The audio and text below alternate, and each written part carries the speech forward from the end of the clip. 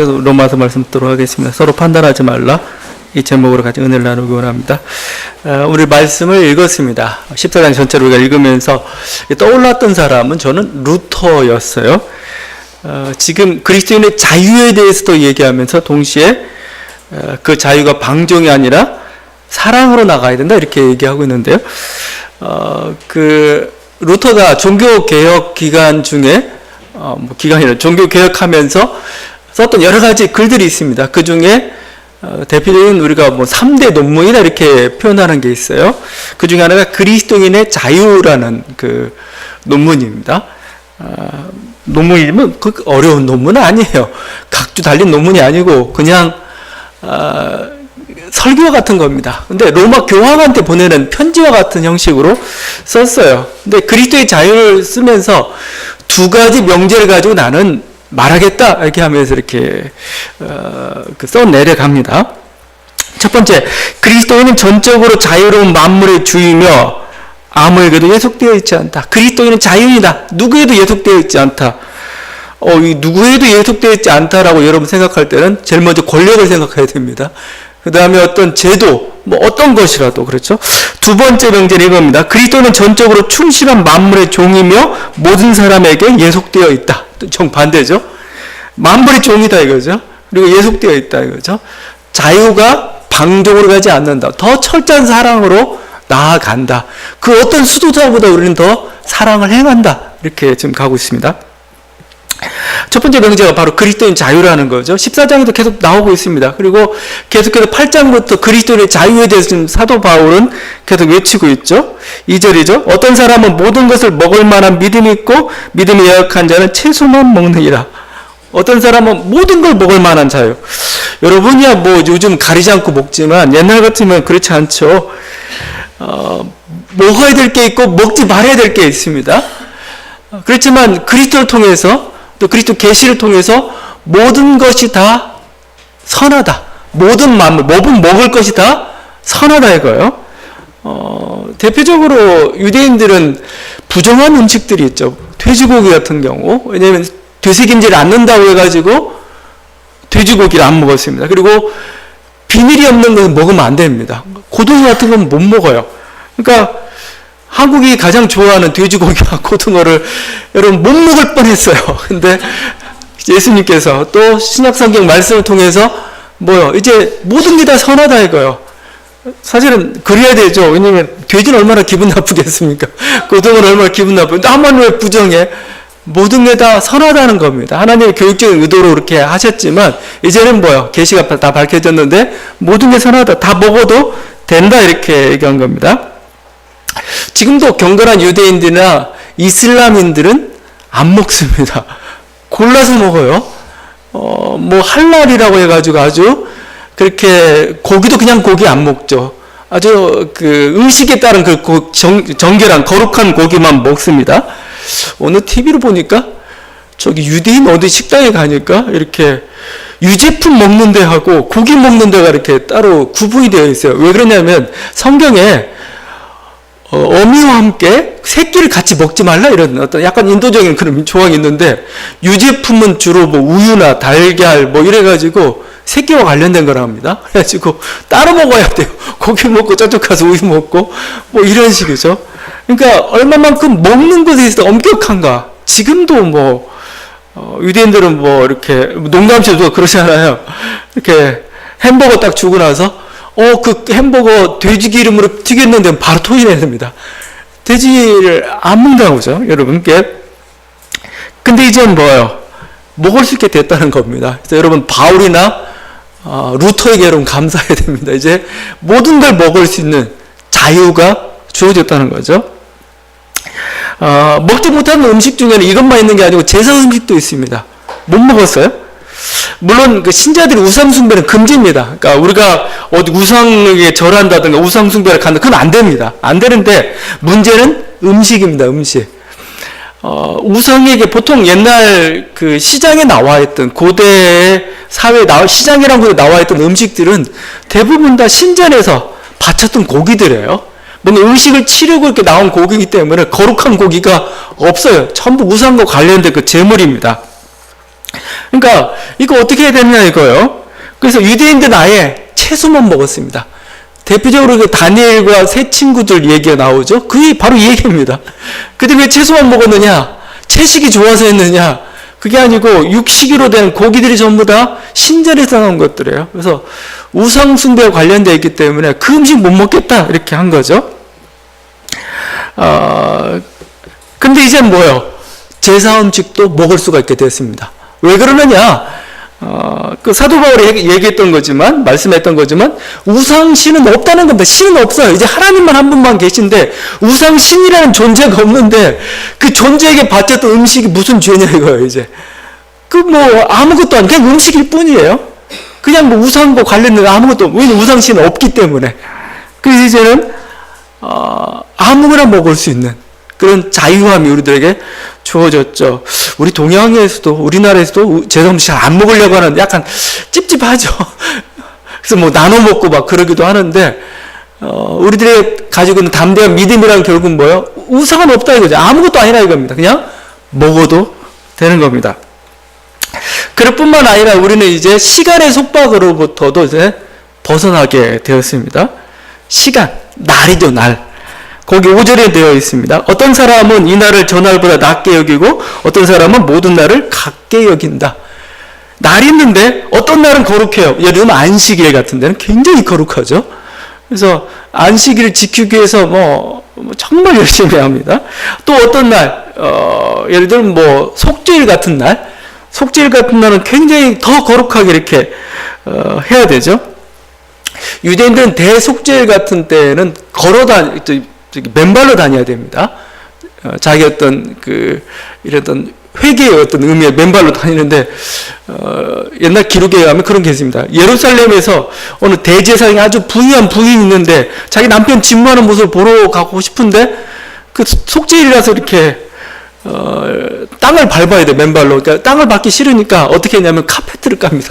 카페트를 깔아가지고 그 위를 이렇게 걸어갔다는 약간 부유층의 행태에 대해서 이렇게 얘기도 하고 그랬는데, 그들에게 있어서는 거룩한 날, 거룩하지 않는 날. 이런 얘기도 자꾸 하죠. 우리도 있죠. 우리는 약간 부정적이지만 손 없는 날, 손 있는 날 해가지고 귀신 타는 날, 안 나는 날 해가지고 이사할 때 이렇게 나뉘기도 하고, 부정적인 의미에서 그렇기도 하고 그러는데, 이 종교 개혁자들 또, 우리 지금, 주님이나 아니면 지금 사도 바울이나 하는 말은 이제는 모든 날은 다 똑같아 이거죠. 주님께서 안식일에도 이렇게 딱 한 말씀 하셨죠. 안식일이 사람이 안식일을 위하여 있는 게 아니고 안식일이 사람을 위하여 있다 말하는 그 순간에 뭐예요? 안식일의 거룩함은 다 사라져 버렸어요.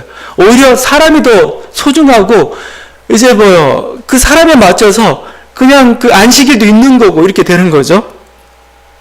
그래서 종교개혁자들 고백은 뭐냐면 안식일, 우리는 이제 주일이죠. 주일만 거룩한 날이 아니고 모든 날이 거룩하다입니다. 그들에게 있어서는 모든 날. 그래서 평일은 그냥 가벼운 날이고 안식일은 주일은 거룩한 날이 그게 아니고 모든 날이 다 복되고 거룩한 날이다. 이게 종교 개혁자들의 그 신앙 고백이었고 그렇다는 거예요. 주님의 그 말씀 한마디. 그래서 더 이상 날, 어떤 절기 이런 것들도 속죄일, 심지어는 오늘 이제 이번 주가 지금 사순절 첫째 주간입니다. 사순절 첫째 주간인데 사실 사순절은 여러분은 그냥 이제 주님의 고난을 이제 기억하는 어떤 40일 이렇게 여러분 단순하게 생각하고 있지만 중세교회에서는 굉장히 중요한 날이었습니다. 사순절은 중요한 절기였어요. 보통 우리가 이슬람의 라마단 축제 얘기하죠. 한 달 동안 금식하고 그러는데 그거 저리 가랍니다. 그리고 40일입니다. 40일 동안 금식해야 됩니다. 예수님이 40일 금식하였기 때문에 모든 사람들이 40일 금식해야 됩니다. 제가 그래서 40일 굶고 살 수가 있나 보니까 똑같은 거 중동처럼 똑같이 했던 것 같아요. 해 떴을 때만 안 먹는 겁니다. 그러니까 한 끼를 먹을 수가 있습니다. 저녁에 한 끼를 양껏 먹는 거죠. 하여튼 그렇지만 그렇게 40일 동안 금식해야 되는데 문제는 고기류는 절대 먹어서는 안 된다는 겁니다. 사순절 기간 동안에 큰일 났네요. 우리 점심 식사가 고기인데, 돼지갈비인데, 하여튼 뭐, 사순절이 그런다 하여튼, 절대 고기를 먹어서는 안 돼요. 그러면서 그냥 고기만이 아니고, 유제품, 치즈, 달걀도 먹어서는 안 됩니다. 그때는 아주. 그래서 여러분, 계속 얘기하지만, 카니발 축제가 이래서 나와서 카니발.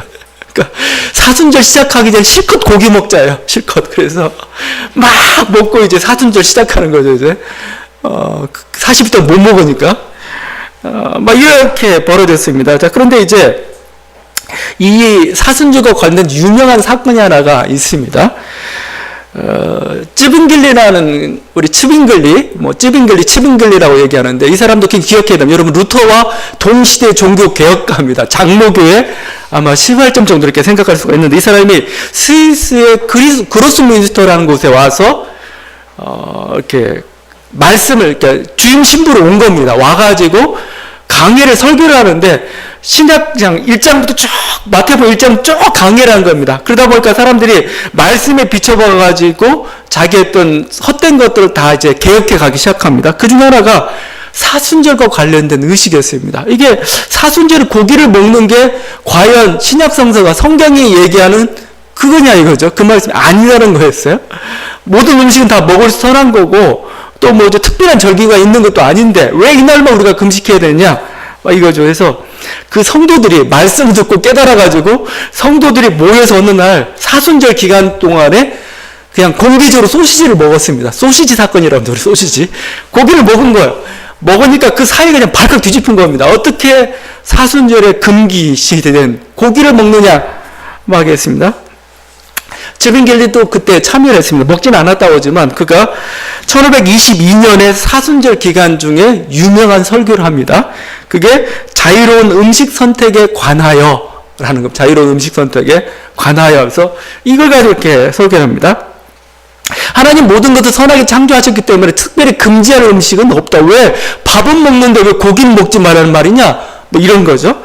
이렇게 얘기했습니다. 당신의 마음속에 있는 영이 당신에게 금식을 명령한다면 당신은 금식할 수 있습니다. 그러나 동시에 당신의 이웃이 그리스도인의 자유를 누리도록 허락하십시오. 이렇게 했습니다. 들에서 쟁기질하고 괜히질한 농부의 기쁨을 빼앗지 마십시오. 농부들 얼마나 힘들어 일하고 근데 한 끼 먹는 게 힘들죠. 또 밥이라는 건 금방 밀가루는 금방 꺼지고 고기를 먹어야 그래도 견딜 수가 있는 거니까요. 최소한 유제품이라도 먹어야 되니까요. 이렇게. 찌빙글리 이 설교에서 사순절이란 절기 자체의 의미에 대해서도 의문시했습니다. 특별한 절기가 어디 있느냐. 모든 날 하나님의 복된 날이지 특별하게 기억하고 뭔가 이렇게 우리가 뭔가 절제된 그런 날이 어디 있느냐 이겁니다. 그럼 안식일에 있어서도 마찬가지죠. 안식일에 이렇게 설명을 했습니다.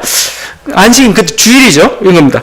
물론 그리스도는 우리가 안식일을 우리에게는 이제 주일이 되었지만 지키지 않아도 괜찮다고 생각하지 않습니다. 그리스도는 그렇게 명령하지는 않을 거라는 겁니다. 그러나 만약 공적인 의무사항들이나 개인적인 위기사항 때문에 주일을 지킬 수 없을 때 우리는 안식일에서 자유로운 겁니다. 이거 안식일이 돼야 되는데 뭔가 공적인 의무 꼭 해야 될 일이 생겼어요. 그러면 어떻게 해야 되느냐? 하라는 겁니다. 할 수 있다는 겁니다. 왜냐하면 안식일만 이제 특별한 날이 아니라는 거예요. 모든 날이 다 거룩하고 그런 날이라는 거. 또 안식일은 사람을 위해 있기 때문에 그렇다는 겁니다. 여러분 그래서 주일날 그냥 놀러가도 괜찮아요. 가족의 화목을 위해서 우리는 가족의 화목을 위해서 아니면 우리는 뭘 위해서 물론 가까운 우리가 예배 드리고 있는 필요하겠지만 이게 막 주일 성수라는 우리도 아직도 그런 굉장히 강하게 있죠. 근데 종교 개혁자들은 말씀에 비춰봐 이것은 아니다 모든 날이 다 거룩하다 이렇게 나갔던 거죠. 이게 바로 신앙인의 자유라는 겁니다. 신앙인 그리스도인이 가지고 있는 먹을 것, 날, 절기 여러분이 지금 누리고 있는 자유죠. 자유 정말 여러분이 정말 종교 개혁가들이 다시 말씀에 의해서 먹을 것, 날, 절기 이런 거에 대해서 개혁하지 않았다면은 여러분 지금 이슬람교처럼 돼 있을지 모릅니다. 막 40부터 우리 금식해야 되고 먹을 것 가려 먹어야 되고 무슨 절기마다 막 지켜야 될 게 있고 막 이런 것들이죠. 아주 근데 굉장히 여러분 자유롭잖아요. 뭐 거리낌이 없잖아요. 이게 바로 그리스도에게 주어진 그 놀라운 그 자유라는 겁니다. 그렇지만 이제 오늘 말씀의 초점은 여기에 있는 게 아니죠. 뒤로 가고 있죠. 그렇게 자유가 주어졌지만 자유가 방종이냐? 마음대로 살아도 되는 거냐? 아니라는 거죠. 우리는 이제 종이 되는 겁니다. 우리 이제 누구냐? 그리스도의 종이 되는 거고 또 사랑의 종이 된다. 얘기하는 거죠. 우리가 자유가 종이기 때문에 마음대로 사는 게 아니고 사실은 뭐요? 죄의 종에게서 뭐죠? 이제는 의의 종에게로 이거죠.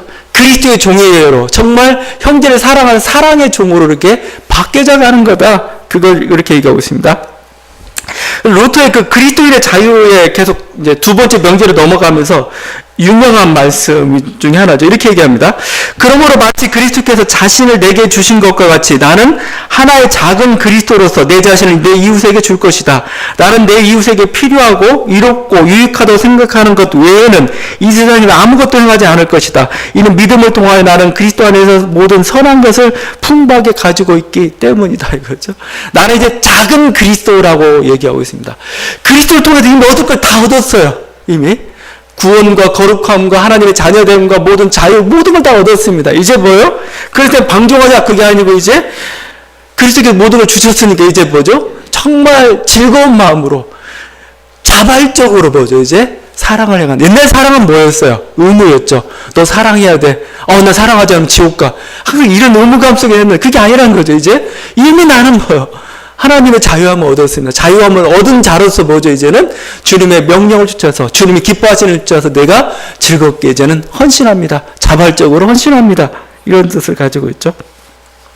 제가 이 구절을 보는데 칼바르트도 역시 똑같은 그 주석을 하고 있습니다. 14장 전체 주석이 재밌어요. 재밌는 게 뭐냐면 삶의 자유로운 시도의 위기.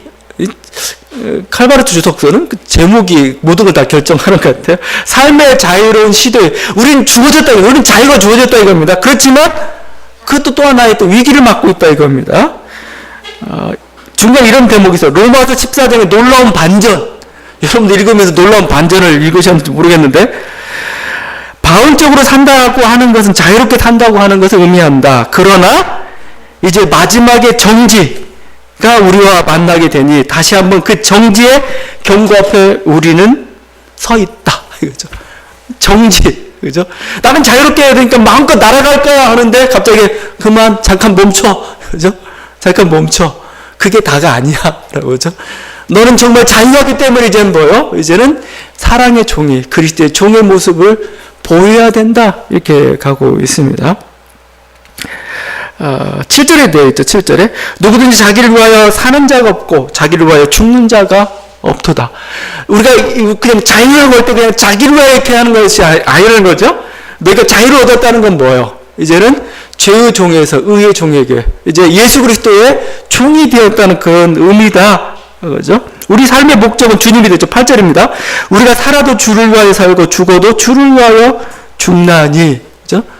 이게 자유인의 모습이고 이제 진정한 신앙인의 모습은 바로 이런 사람이다. 주에게 매어있는 주님에게 매어있는 그 믿음이라는 단어가 헬라어로 피스티스예요. 피스티스인데 이게 라틴어로 번역하게 되면 두 가지 방향으로 갈려집니다.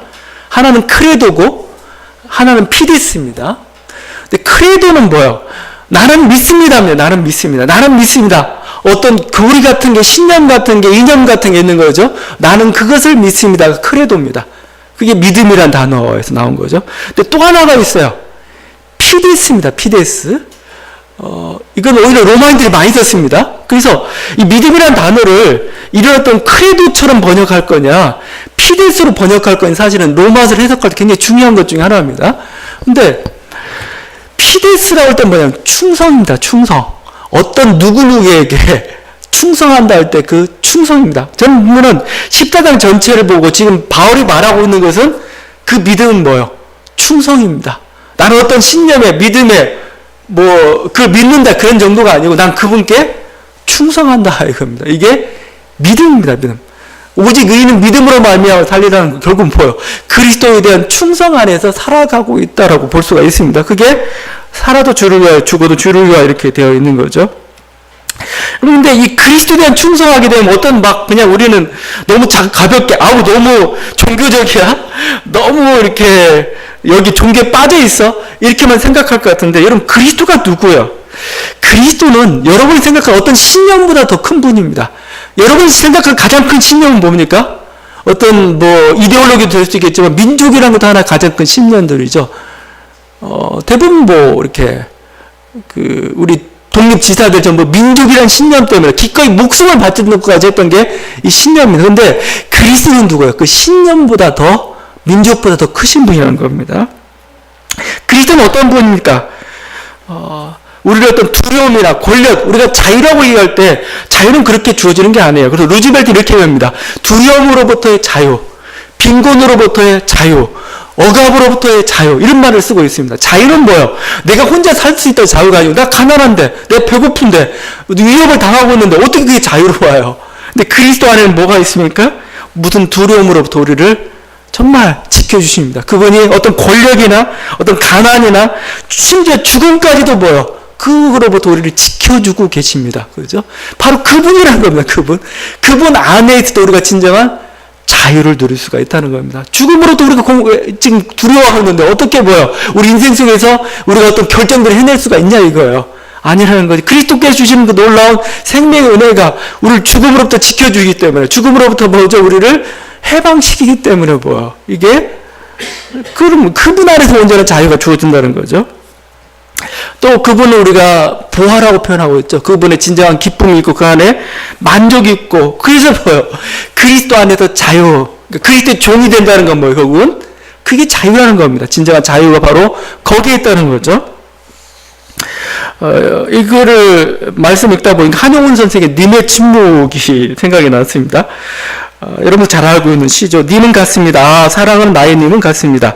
나는 향기로운 님의 말소리에 귀먹고 꽃다운 님의 얼굴에 눈멀었습니다. 님은 같지만 나는 님을 보내지 않았습니다. 님의 침묵. 이 님이 누구예요, 님? 이렇게 나를 눈멀게 하고, 이렇게 막 사랑에 빠지게 하고, 이 님이 정말 사랑하는 사람일 수도 있겠죠? 근데 좀 더 올라가죠. 민족이죠. 우리 이제, 거기, 만약에 시험 문제 나오면 뭐라고 답을 써야 되죠? 여기서 말한 지은이가 작자가 말한 님은 누구입니까? 하면 이제 뭘 선택해야 될지 모르겠는데 아마 우리 때는 민족이었던 것 같기도 해요. 민족. 근데 아니면 스님이니까 뭔가 더 넣었던 진리가 될 수도 있겠고, 부처가 될 수도 있고, 여러 가지 할 수도 있겠죠.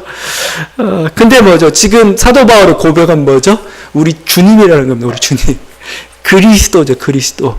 그분을 보다가 내 얼굴이 눈이 멀고, 그분의 사랑에 빠져버리고, 그분을 그리워하고, 그분을 떠난 것 같은 그분 난 절대 보내지 않았고, 이제 바로 그리스도가 우리의 충성의 대상이 되었다는 겁니다. 근데 그 충성의 대상이신 그 주이신 그분이 이제 종은 기뻐하는 걸 행해야 되지 않겠어요? 우리 주님께서 뭐라고 말씀합니까? 새 계명을 너희에게 주노니 서로 사랑하라. 내가 너희를 사랑한 것 같이 너희도 서로 사랑하라. 내가 너희를 사랑한 것 같이 너희도 서로 사랑하라. 나는 이걸 가장 기뻐한다 이거죠. 이렇게 하기 원한다.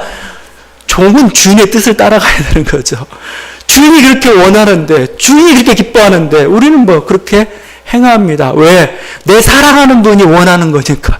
내 사랑한 사람이 기뻐하는 거니까 나는 사랑합니다. 이웃을 사랑합니다. 그래서 진정한 자유인은 그래서 루터도 얘기했고 지금 말씀도 얘기하고 하는 이유는 뭐예요? 종이 된다는 기꺼이 종이 된다. 이미 자유를 얻었기 때문에 그렇고, 또 우리를 자유케 한 그분이 뭐예요? 그렇게 살기를 또 원하기 때문에 우리는 기쁨으로, 사랑으로 사는 거죠. 그래서 이 사랑으로, 기쁨으로, 자발적인 얼마나 중요한 겁니까? 여러분 그냥 감옥하고 수도원의 차이를 아시잖아요. 감옥과 수도원. 감옥과 수도원은 전부 그냥 꽉 막혔어요. 꼼짝달싹도 없어요. 자유도 없습니다. 그런데 수도원은 기쁨으로 가요. 감옥은 마지못해 가죠. 자발적이라는 거죠. 자발적. 기쁨이라는 거죠. 기쁨. 자발적. 기쁨. 그래서 수도원은 자발적으로 가는 것이고, 감옥은 끌려가는 것이고, 그래서 그냥 지겨운 것이죠.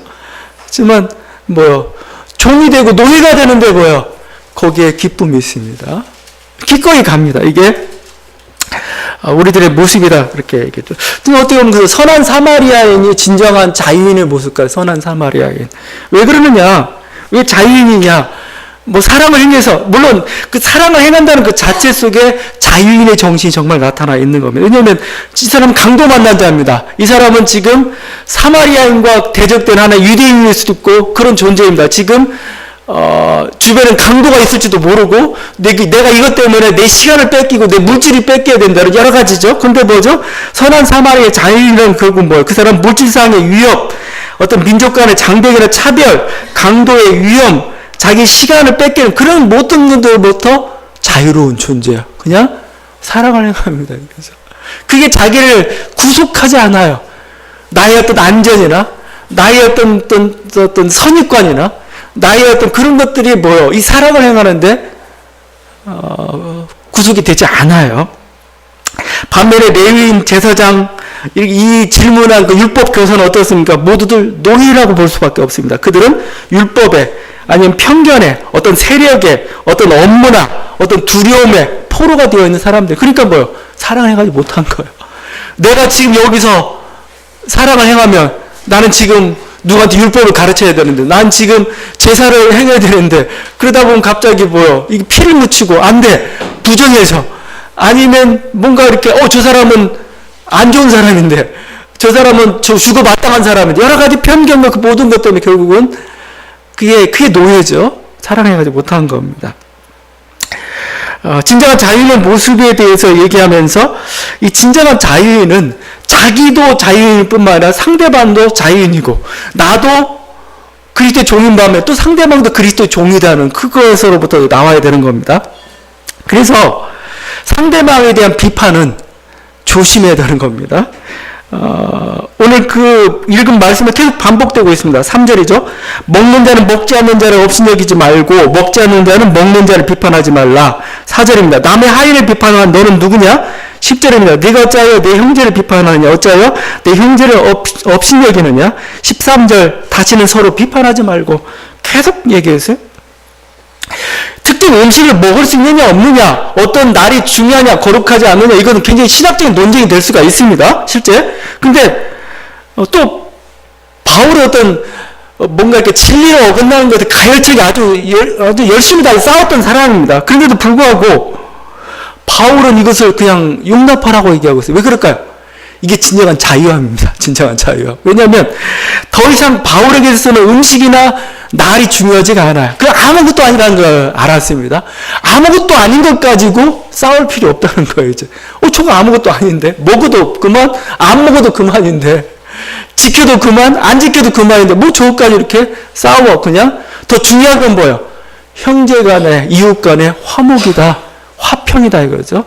네가 사람을 정죄하고는 이게 더 잘못됐다 이겁니다. 판단하고는 이게 잘못됐다는 거죠. 그래서 어떻게 보면 그것은 취향일 수도 있습니다. 그냥 습관일 수도 있고 그냥 그 사람에 대한 전통의 관습일 수도 있습니다.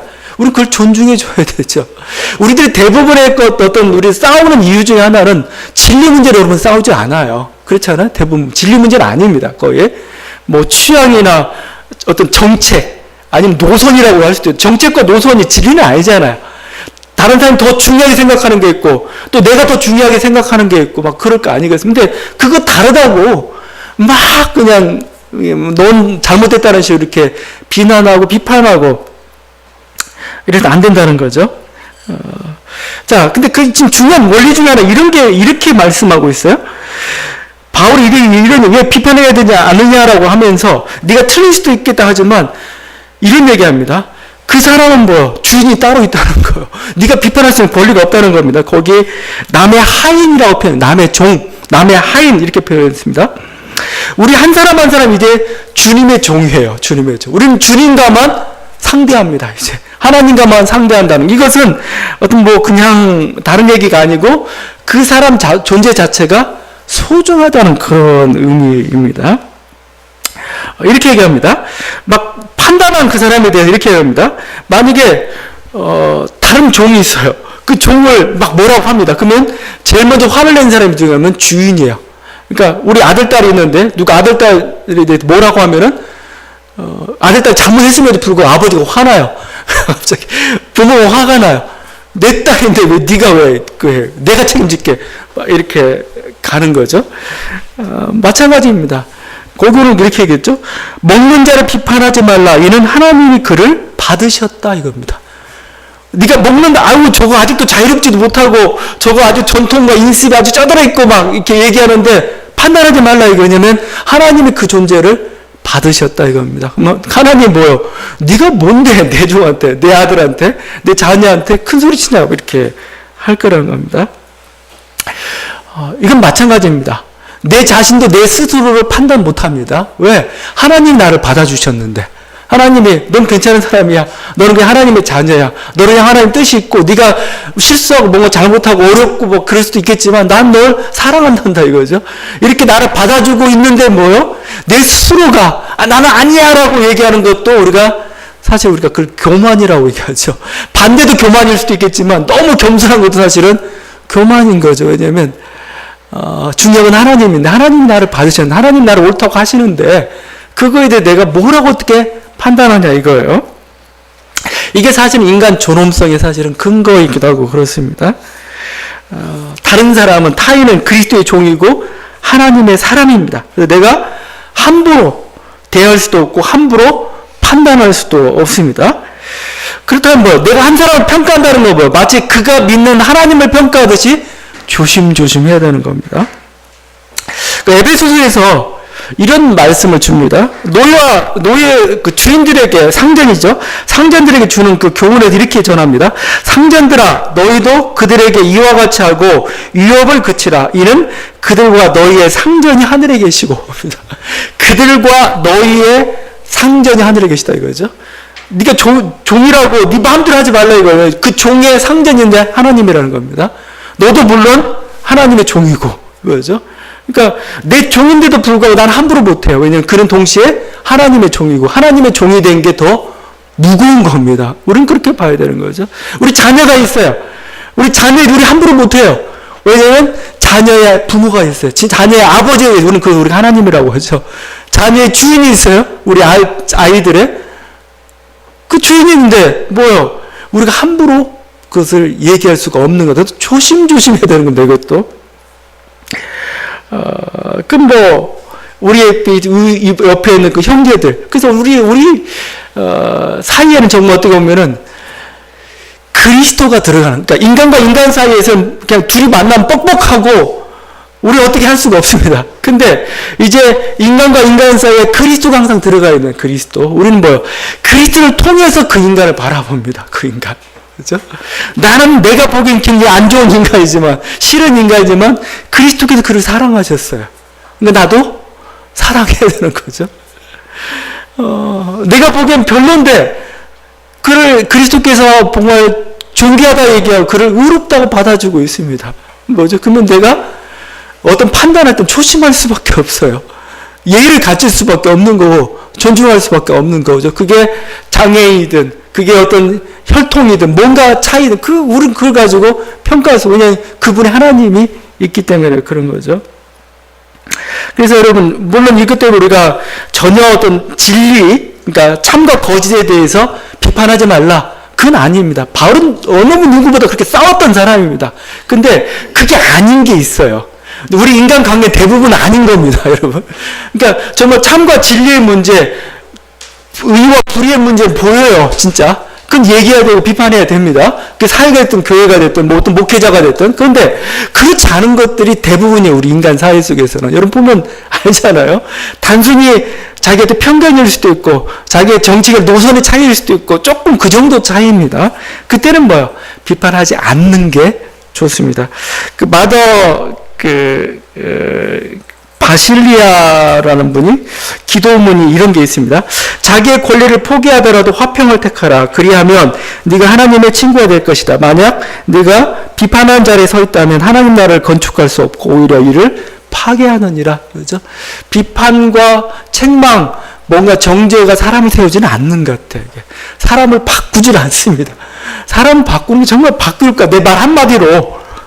이게 정말 참과 거짓의 문제라면은 그건 단순히 어떻게 그 심판의 문제죠. 그럼 드려야 될 문제겠지만 그렇지 않은 것들이 우리 인생 속 대부분입니다. 근데 내가 충고한다고 해서 들어주느냐? 그렇지는 않는 것 같아요. 그래서 그 하나님의 방식도 사도 바울이나 오늘 말씀에서 이렇게 전하고 있는 것은 뭐냐면 판단하지 말라는 거예요. 비판하지 말고 오히려 품고 화평의 길을 이렇게 택하라. 오히려 그게 사람을 세워주는 길이다라고 얘기하고 있습니다. 다시 한번 오늘 우리가 그리스도의 자유한 사람으로 우리가 부르심을 받았습니다. 자유하다고 사실은 그렇지만 방종하는 건 아닙니다. 오히려 그를 더 사랑하고 위해주고 또 그리스도의 명령을 쫓아서 또 그분의 주인된 분을 우리가 생각하면서 그분을 또 존중하는 것, 이게 진정한 자유인의 모습이라고 할 수 있을 것입니다. 함께 기도하시겠습니다.